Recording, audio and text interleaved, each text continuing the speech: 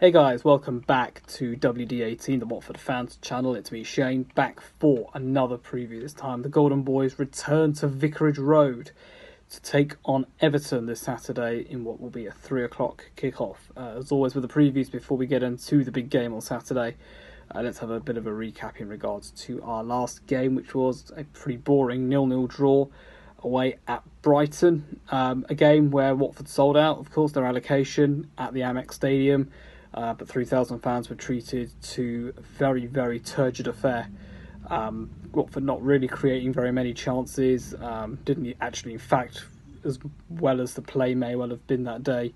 Moving up the pitch, Watford failed to register a single shot on target. And Brighton, frankly, could have won it at the very end if it weren't for the heroics of Ben Foster, who once again I thought was our man of the match. Another 5-star display from Ben. And ultimately, 0-0 draw, disappointing game really. And the last couple of games have been quite disappointing, of course, losing to Spurs midweek last week.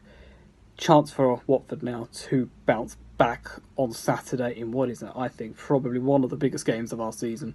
The next couple of games to me are two big games of the season. I think the Everton game to get that winning feeling back again. And of course, QPR away next Friday night. What a game that's going to be. I'm so looking forward to it. This is probably the most excited I've ever been for an FA Cup game. Of course, I'll secure my tickets today, as I'm sure quite a lot of fans did.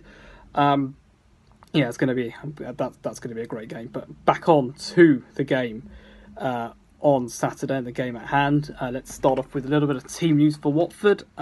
Good news for Watford in some respects. Depending on how you look at things, of course. Two key players returning to the squad. Abdoulaye Doucouré, who of course missed games against Burnley, Newcastle, Spurs and Brighton, returns. Of course, he confirmed that last week when a fan actually asked him on Twitter. And Kiko Feminier returns as well at right back, having been out with a hamstring injury. Two huge players for us. Two players that I think we've missed massively, especially Doucouré in that midfield. We miss his verve, we miss his tenacity in there.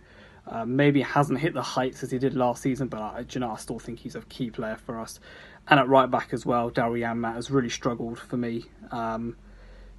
Alright, he's played up against Spurs and they're tough opponents and all that, but he just doesn't look that comfortable at right back. And ultimately, Kiko gets forward, bombs forward. We missed him on that right-hand side. I think when Kiko's at right back, I think whoever's at right midfield tends to have a better game as well. And listen, I keep going on about it. I say it almost every season now, but the fact that we've got Kiko Feminier for free really is so frightening because he's so bloody good. In regards, of course, to other bits of team news, unfortunately, no Isaac Success and no Roberto Pereira for Watford this weekend as well, both picking up injuries. Javi in this press conference didn't really go into the detail in regards to Isaac Success, just that he'd be unavailable for the weekend. And of course, Roberto Pereira as well being out with what I think is a hamstring injury. One of those things with Pereira, if I'm being perfectly honest with you, I don't think he's really been up to much. I said this on Twitter earlier on in the week. If he's not scoring a 25-yard, 30-yard screamer, I don't know what he is actually doing in this squad.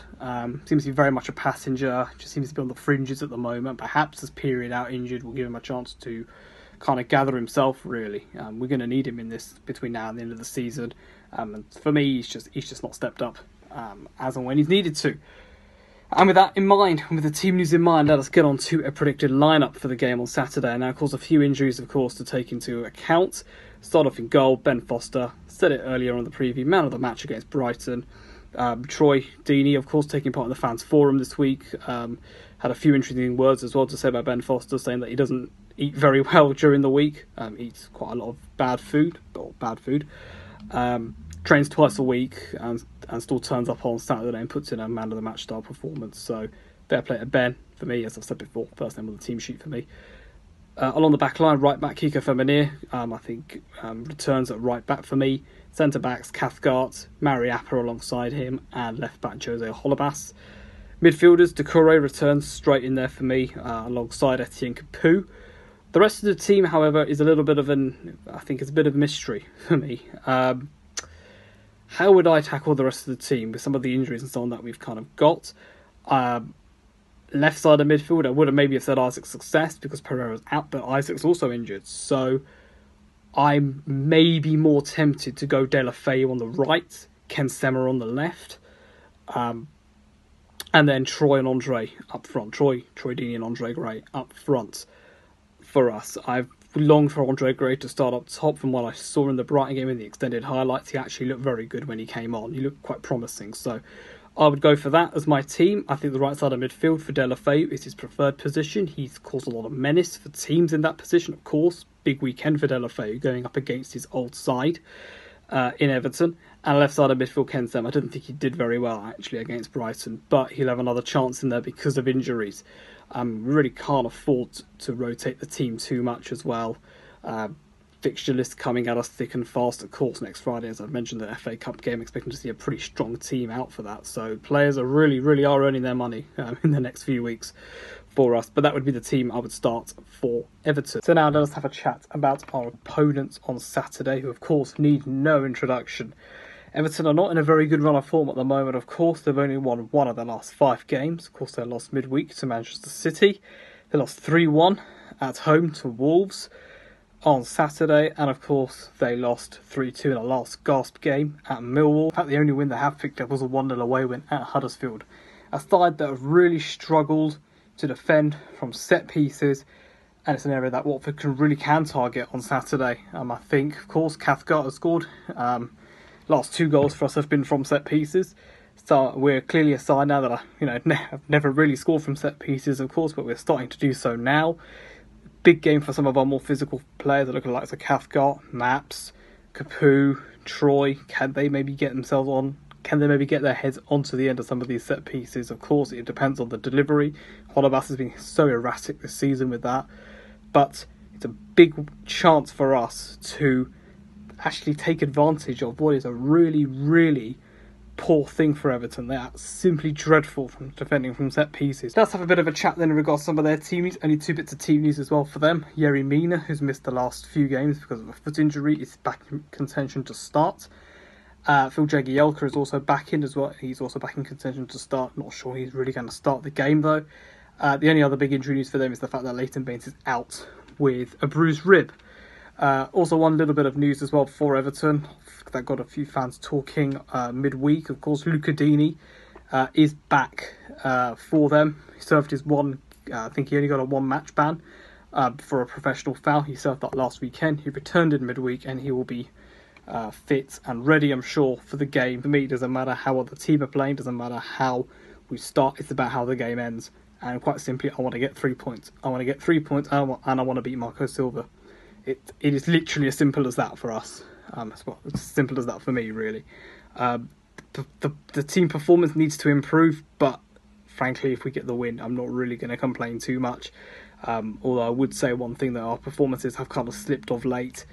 Everton, I'm sure, will be looking at that. We should have got the win against them at Goodison Park. Luca Dini with a stunning free kick, denying us all 3 points there again in a game that I thought we bottled. Frankly, we should have won that. Everton are in a poor run of form. Their fans are starting to turn on Marco Silva, and as funny as that might be for some of our Watford fans watching, I do expect a reaction from the Everton players on Saturday. This is the one game for them. I'm probably sitting there thinking to myself, now this is the one game that they're surely going to be up for, right? So we need to make sure we turn up. The Vic has got to be loud on Saturday.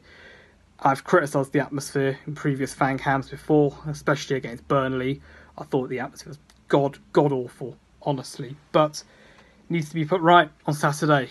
It is a massive game for us. It's a game, as I've said, I've wanted to win. It's a game I've been looking forward to for ages. We need to attack Everton from their set pieces.